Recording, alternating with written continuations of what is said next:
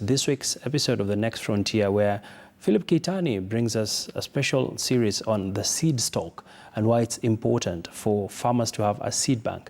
With that brings us to the end of the show. My name is Abi Agina. I leave you with The Next Frontier.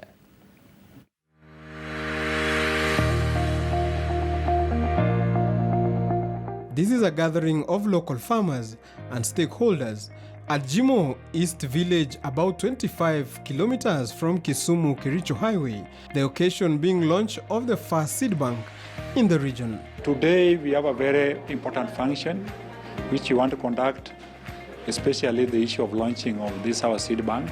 Some other seeds which we used to have before, they are now disappearing.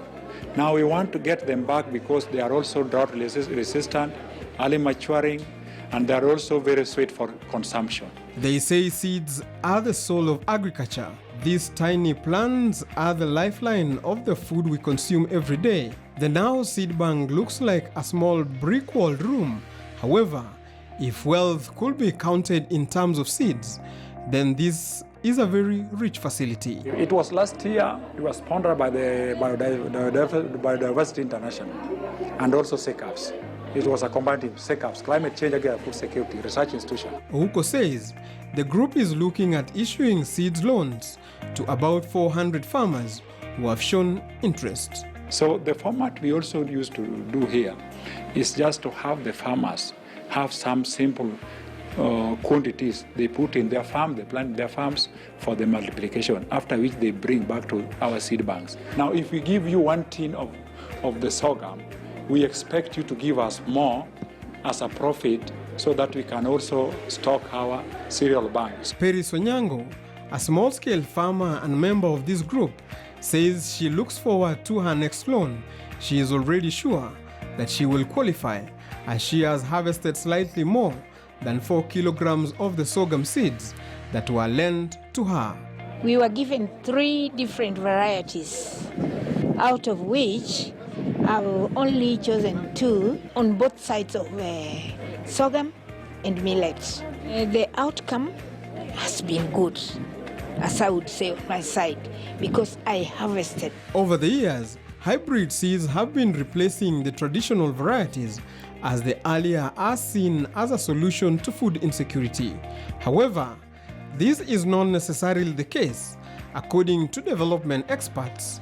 Hivos East Africa Director Mendi Njonjo terms the craze about hybrid seeds as a false narrative, which is costing farmers their seeds, culture, and the country a seeds sovereignty. It's actually beyond an agricultural story.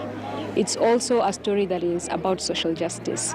Because when you look at the seeds that we have, this great gift that we got from our ancestors a long, long time ago, which is how over 70% of our farmers actually share seeds, is now under threat.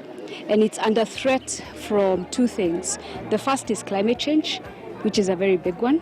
And the second is how modern agriculture looks. Typically, what the seed companies will focus on are the single seed varieties. You need to have the capital to basically invest in the seeds that are controlled by these seed companies, almost monopolies. And you need to have an intense amount of water to basically do the irrigation that needs to happen, as well as really farming that doesn't lend itself to how we normally do farming. So you need pesticides, you need herbicides, and the people who also control the supply of this are the self-same ones who are also selling you seeds. So that's the situation we find ourselves in. Mendi also insists that the hybrid seeds require a lot of high mechanized systems, which is not affordable to most farmers. Mendi adds that the traditional seeds will be a greater solution to food security, not necessarily because they produce well, but because they are sustainable. Your first yield with certified seeds, you're going to get a bumper harvest. But to sustain that, now that's the problem. According to her, while hybrid seeds are seen as a viable agribusiness, most farmers depend on both food as opposed to own production. However, while growing indigenous seeds, food security will be enhanced through successful subsistence farming before thinking of growing for sale. There's a false narrative that is being peddled that if you're a proponent of seed banks like this, that you're inherently anti the certified seeds.